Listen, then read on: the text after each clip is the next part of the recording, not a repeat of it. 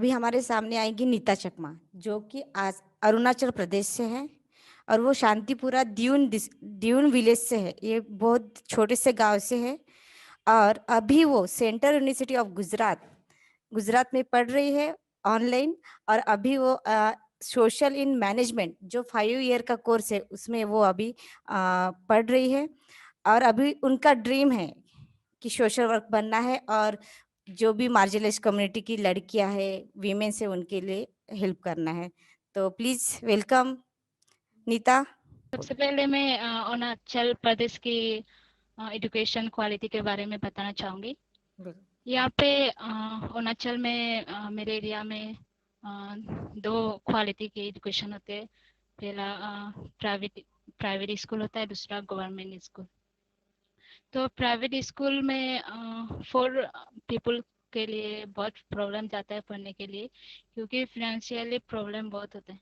तो इस यहाँ पे जो स्कूल फी है प्राइवेट स्कूल में, जो वहाँ पे फी स्ट्रक्चर है, तो उसके लिए पे करना बहुत प्रॉब्लम जाता है। तो यहाँ पे जो पेमेंट जो पे नहीं कर पाते वो अक्सर गवर्नमेंट स्कूल में ही उनको पढ़ना पड़ता है। तो गवर्नमेंट स्कूल का जो क्वालिटी है वो बहुत लो है, क्योंकि यहाँ पे जो हाँ, तो फिर यहाँ पे बच्चों को पढ़ना बहुत डिफिकल्ट जाता है। तो यहाँ पे जितने भी पोर फैमिली से बिलोंग करते, जितने भी स्टूडेंट गवर्नमेंट स्कूल में पढ़ते, तो उनका बैकग्राउंड अच्छा नहीं रहता। उनका जो लैंग्वेज में पढ़ते हैं उसका कुछ क्वालिटी इंग्लिश मीडियम में मतलब जो भी पढ़ते हैं उससे बहुत अलग रहता है। तो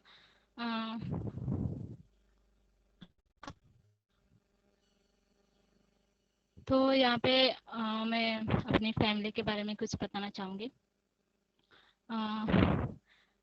बचपन से मेरे जब मैं क्लास 1 में थी तब मेरे पापा की डेथ हो गई थी। तो तब से मम्मी हम लोग को पढ़ाए, यहाँ पे इतना स्ट्रगल करने के बाद हमें इतना दूर भेजा पढ़ने के लिए। फिर मेरा इतना एजुकेशन इतना अच्छा नहीं रहा। जितना भी मैंने क्लास 1 से लेकर 12 तक पढ़ाई किया, उसमें मैंने गवर्नमेंट स्कूल से ही पढ़ाई किया। तो उसमें से मेरा एजुकेशन उतना अच्छा नहीं रहा, क्योंकि गाइडेंस करने वाले बहुत कम थे। तो मुझे उतना अच्छा क्वालिटी एजुकेशन नहीं मिला। फिर भी मुझे बस लगता था कि मैं कुछ आगे करूँ, कुछ अच्छे से पढ़ाई करूँ, कुछ अच्छा क्वालिटी एजुकेशन ले लूँ। फिर मेरे क्लास 12 में मेरा बोर्ड एग्ज़ाम था, CBSE बोर्ड एग्ज़ाम। तो मैं बहुत नर्वस थी कि मैं कैसे पास होंगी, कैसे कैसे मैं एग्ज़ाम को क्रैक करूँ, कैसे ट्राई करूँ। उतना मुझे नॉलेज ही नहीं था कि मैं खुद को कैसे एग्ज़ाम के लिए प्रिपेयर करूँ। फिर मैंने खुद से बुक्स पढ़ना शुरू किया। तीसरा लोग जितने भी पढ़ाए थे उससे मैंने कुछ पढ़ाई किया। उसमें मैंने उस साल बस मुझे ये लगता था कि मुझे इस साल पास होना ही है, मुझे 12 पास होना ही है। आगे मुझे बाहर जाके एजुकेशन लेना था। फिर मैंने उस साल क्लास 12 मैंने पास किया। उसके बाद मैंने यहाँ पे गुवाहाटी में असम में मैंने एडमिशन लेने का प्लान किया। और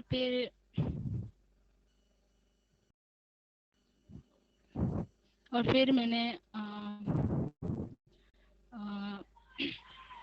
मेरे जो तो मेरा मन नहीं था कि मैं यहाँ पे पढ़ाई करूँ, क्योंकि मुझे लगता है कि आप जितना घर की मतलब घर के पास जितना भी पढ़ते हो उतना आपको नॉलेज डेवलप नहीं होता, क्योंकि घर की कुछ ऐसे प्रॉब्लम्स रहते हैं जो अपने पढ़ाई के लिए बहुत डिफिकल्ट फेस मतलब डिफिकल्ट आता है कि आप आगे कुछ पढ़ाई कर सको।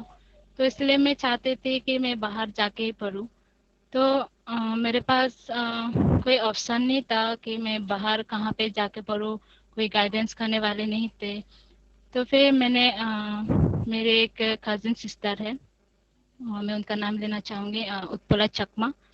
तो उन्होंने उनसे बात की मैंने, तो उन्होंने गाइड किया मुझे, और मुझे उन्होंने नागलोका के बारे में बताया कि पहले आप नागलोका जाओ, उसके बाद आप 8 मंथ्स का वहाँ पे कोर्स होता है, जो सभी बच्चे बुद्धिस्ट स्टडी के बारे में पढ़ते हैं, बाबा साहब के बारे में पढ़ते हैं, और ज्योतिबा फूले के बारे में, सभी के बारे में पढ़ाया जाता है वहाँ पे 8 मंथ्स का कोर्स में। तो मैंने घर में बात की कि मुझे नागलोका जाना है, नागपुर नागपुर जाना है मुझे। तो मेरा हमेशा बचपन से मेरी फैमिली का सपोर्ट रहा है स्टडी को लेके। इतना फिनेंशियल प्रॉब्लम होने के बाद भी मम्मी ने मुझे पढ़ाना कभी छोड़ा नहीं। फिर मैंने क्लास 12 पास होने के बाद फिर मैंने 2018 में नागलोका में ज्वाइन किया। तो मुझे वहाँ पे आके पता चला कि यहाँ पे बाबा साहेब ने पूरे सोसाइटी के बारे में जो कुछ भी किया। तो मैंने वहाँ पे आके ही सब कुछ जाना कि सावित्री बाई फुले ने पूरे वर्ल्ड में फास्ट एजुकेशन लड़कियों के लिए उन्होंने स्कूल खोला। तो ये सब पढ़ने के बाद मेरा बहुत कॉन्फिडेंस आया कि मैं भी आगे पढूं, कुछ करूं। और मुझे लगता था कि मैं अभी इतना कॉन्फिडेंस हो कि मैं कुछ करूंगी लाइफ में, पढ़ के कुछ करूंगी। फिर मेरा 8 मंथ्स कोर्स होने के बाद मैंने फिर 8 मंथ्स खत्म होने के बाद फिर घर घर में आना पड़ा मुझे। फिर उसके बाद मेरा कोई ऑप्शन नहीं आ रहा था कि मैं कहाँ स्टडी करूँ, कहाँ कहाँ हायर स्टडी लूँ। फिर मैंने फिर दोबारा मेरी सिस्टर से बात किया। फिर उन्होंने बताया कि वर्धा में एक नालंदा एकेडमी है, जो वहाँ पे हायर स्टडी के लिए तैयारी करवाते हैं। फिर वहाँ पे आने के लिए मतलब मेरे साथ कोई नहीं था, और अरुणाचल प्रदेश से आना, उतना दूर पढ़ाई करना, तो बहुत ज़्यादा मतलब कि पॉसिबल नहीं था कि आप आ सको। तो मैंने दी से भी बात किया कि दी अकेले मतलब जाना तो थोड़ा सेफ फील नहीं होता था। वहाँ वहाँ के बारे में भी पता नहीं था मुझे। तो ये सब बात होने के बाद फिर दी ने कहा कि इतना आप मत सोचो कि आप वहाँ पे अकेले हो, ऐसे करके वहाँ पे बहुत सारे फ्रेंड्स मिलेंगे आपको, आपके साथ पढ़ने वाले बहुत सारे मिलेंगे, और वहाँ के टीचर जो है वो उतना हेल्पफुल है कि आपको कुछ भी अकेला मतलब महसूस होने नहीं देंगे कि आप वहाँ से इतना दूर पढ़ने आए हो तो उतना आपको प्रॉब्लम होगा। तो मैंने फिर घर में बात की, मेरे एल्डर ब्रदर है, तो मैंने उनसे बात की। मैंने बहुत कन्विंस किया उनको कि मुझे जाना है। और भैया भी चाहते थे कि मैं आऊँ, लेकिन थोड़ा वो सेफ्टी का कुछ थोड़ा इशू रहता है, इतना दूर स्पेशली गर्ल्स को, कि आप इतना दूर कैसे पढ़ने जाओगे, इतना दूर कैसे वहाँ पे जाके कैसे पढ़ोगे। फिर इसके बाद मैंने फिर भी भैया को कन्विंस किया कि भैया मुझे जाना है, क्योंकि मैंने जितने बचपन में जितने 12 पास किया, उतना मेरे पास उतना नॉलेज नहीं था कि मैंने जो भी सीखा, क्योंकि क्वालिटी एजुकेशन इतना अ, अच्छा नहीं था मेरा। तो इसलिए मैं चाहती थी कि मैं नालंदा आऊँ और मैं बहुत कुछ सीखूँ, बहुत सारे नॉलेज मिले मुझे। तो मेरा प्लान था कि मैं वर्धा जाऊँ। फिर मेरे नागलोका के कुछ फ्रेंड्स थे राजस्थान से, तो उन लोग वहाँ पे पहले से वहाँ पे पढ़ रहे थे। तो मैंने उनसे बात किया कि नालंदा के बारे में, फिर वहाँ का रैंक का वो रहता है। तो उस टाइम वो वर्धा में बहुत वो जून महीना था, तब वहाँ पे वाटर प्रॉब्लम बहुत ज़्यादा था। तो फिर उन्होंने कहा कि आपको थोड़ा डिफ़िकल्टी फेस करना पड़ेगा यहाँ पे आके, थोड़ा वो प्रॉब्लम ऐसे होगा। फिर मैंने कहा कि ठीक है, मैं आ रही हूँ करके। फिर मेरे साथ मेरे भैया, एक कजिन भाई आए थे, और एक मेरे फ्रेंड्स भी आए थे। तो उनका पहले से प्लान नहीं था आने का। फिर मैंने अकेले ही प्लान बनाया कि मैं आऊँगी करके। फिर भैया ने भी सपोर्ट किया कि जाओ करके, और मम्मी ने भी कहा कि अब जाओ फिर, अगर आप जाना चाहते हो। फिर उसके बाद मेरा हो गया, प्लान हो गया, सब कुछ हो गया, रेडी हो गया। उसके बाद उन लोगों भैया जो मेरे साथ आए थे, जो मेरे फ्रेंड्स थे, तो उन्होंने भी कहा कि हम भी जाएंगे आपके साथ। तो मैं और खुश हो गई थी कि मैं मेरे साथ और भी मतलब पढ़ने आएंगे मेरे साथ। इतना दूर मैं अकेले थोड़ा कंफर्टेबल फील नहीं कर रही थी कि वहाँ पे अकेले रहने। तो उसके बाद हम लोग नालंदा आए। नालंदा आने के बाद सबसे पहले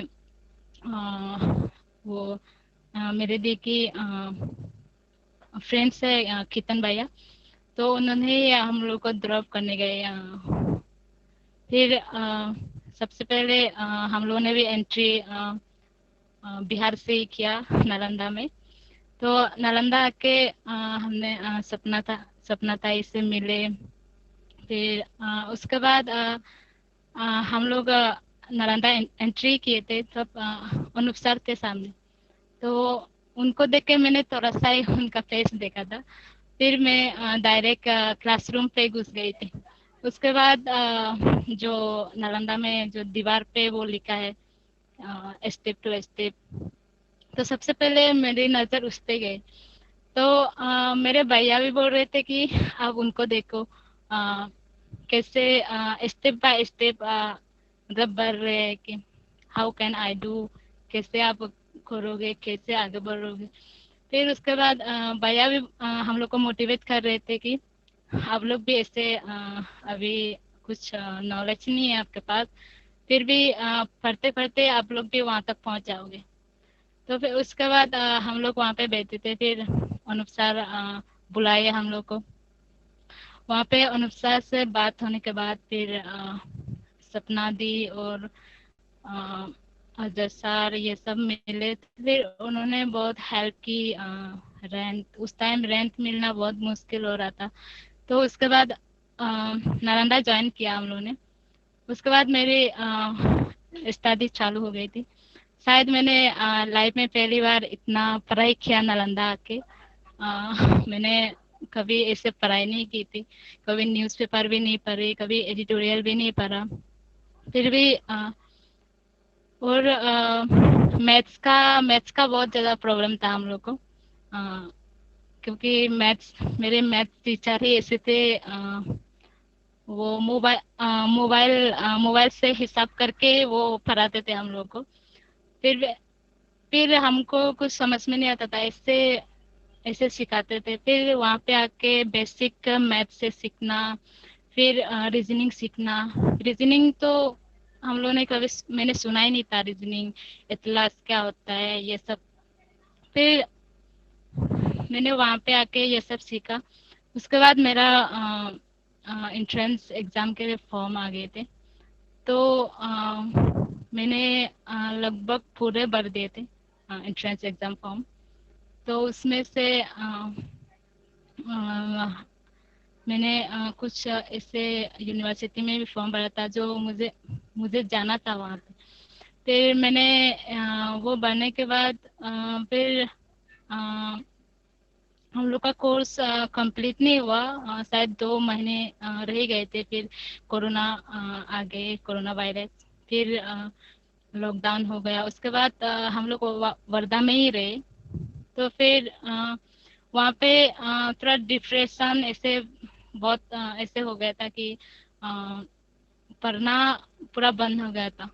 उसके बाद 2-3 महीने के बाद फिर एंट्रेंस एग्जाम था। ऑनलाइन, कुछ ऑनलाइन थे, कुछ ऑफलाइन थे। तो इससे बहुत दिक्कतें आई।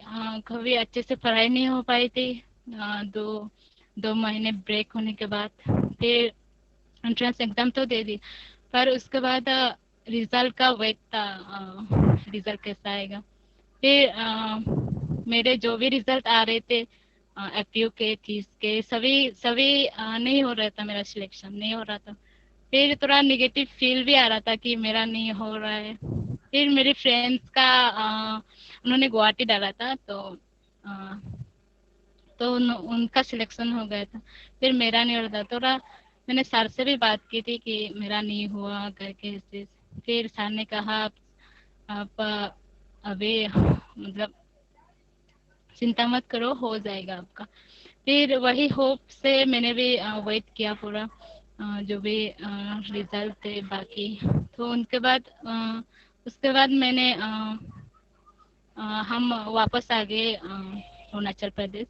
फिर अरुणाचल प्रदेश आने के बाद नेटवर्क का इशू बहुत था। तो मैं नालंदा से ज़्यादा कनेक्ट नहीं हो पाई। तो फ्रेंड्स से भी, तो जो भी फ्रेंड्स थोड़ा बहुत कांटेक्ट में थे उन्होंने मुझे इंफॉर्मेशन देते गए। फिर सर लोग भी बहुत हेल्प किए मुझे। मैंने उनसे भी बात की थी। तब मेरा अ, गुजरात गुजरात में वैकेंसी पे सिलेक्शन हुआ। क्योंकि मेरा उतना मार्क्स अच्छे नहीं आए थे, तो मेरा वैकेंसी पे ही सिलेक्शन हुआ। यहाँ पे मेरा जो जर्नी रहा वो बहुत ही हार्ड था मेरे लिए। और मुझे नए तरीके से कुछ सीखना, तो मुझे बहुत डिफिकल्टी फेस करना पड़ा। और अभी ऑनलाइन क्लासेस चल रहा है मेरी यूनिवर्सिटी में। तो उसमें भी बहुत मतलब दिक्कतें फेस करना पड़ रहा। क्योंकि पहली बात जैसे पूरा इंग्लिश में क्लासेस करना, वो भी ऑनलाइन करना। और भी जो बच्चे उनका बैकग्राउंड इंग्लिश होता है, तो उनका जो भी उनकी नॉलेज है, जो टीचर लोग कुछ भी क्वेश्चन पूछते हैं तो वो लोग फट से उनका आंसर रहता है सामने। फिर हम सोचते हैं कि हम हमें कुछ नहीं आता, या फिर हम कर ही नहीं पाएंगे कर। फिर ये फील आता है। फिर हम सोचते हैं कि हमें हो नहीं पाएगा या हम कर नहीं पाएंगे। पर हम ये नहीं है कि हम नहीं कर पाएंगे, हम कर पाएंगे। लेकिन हमारे बैकग्राउंड ही ऐसे रहते हैं कि हमें उससे ऐसे बचपन से नॉलेज ही नहीं मिला कि हम लोग ऐसे प्लेटफॉर्म में पढ़ पाए ऐसे कुछ। तो आज मैं बीए फर्स्ट ईयर में एडमिशन लिया हूँ। तो यहाँ पे मैं नालंदा नालंदा टीम को, तो अनूप सर को, मैं सबको थैंक यू बोलना चाहूँगी कि इतना दूर पढ़ने के लिए आने के बाद फिर भी इतना प्रॉब्लम फेस करने के बाद भी मेरे हमें सपोर्ट किया, हमेशा सपोर्ट करते हैं। और मुझे लगता है कि आगे मैं कुछ कर पाऊंगी या बन पाऊंगी, यही मेरी कॉन्फिडेंस है। और मैं सभी स्टूडेंट्स से ये कहूँगी कि कभी होप ना छोड़े और कॉन्फिडेंस हमेशा रखे, और जो भी प्रॉब्लम्स आते हैं उनको फेस करे। और और मैं लास्टली पूरे नालंदा टीम को हार्टली थैंक यू बोलना चाहूँगी कि अभी जो डिजिटल नालंदा उन्होंने क्रिएट किया है, वो बहुत सारे स्टूडेंट को ये उनकी जो भी वीकनेस है उनको अ, वो वीकनेस को वो लोग फेस मतलब कम कर सके, या फिर वो लाइफ में आगे बढ़ सकेंगे। तो इसके लिए हार्टली थैंक यू पूरे नालंदा टीम को। और सॉरी मेरा थोड़ा लैंग्वेज प्रॉब्लम है, तो मैंने बहुत अलग से बात की होगी, तो इसके लिए सॉरी एंड थैंक यू। जय भीम। जय भीम नीता। नीता, बहुत ही अच्छा रहा आपका एक्सपीरियंस शेयर करना, क्योंकि आप इतने अरुणाचल प्रदेश से वर्धा में आके पढ़ाई की, अभी आपका नंबर लगा। ये बहुत ही एक सबके लिए आइडियल है, क्योंकि वहाँ पे आपके इधर पढ़ाई भी कम किया जाता है। तो मुझे लगता है कि आप और पढ़ेंगे, और भी आपके परिवार में अच्छे से आप ही ज़्यादा पढ़ रहे शायद, है ना। और नीता, आपका लैंग्वेज भी अच्छा है, सबको समझ में आया। तो प्लीज़ अब थैंक यू।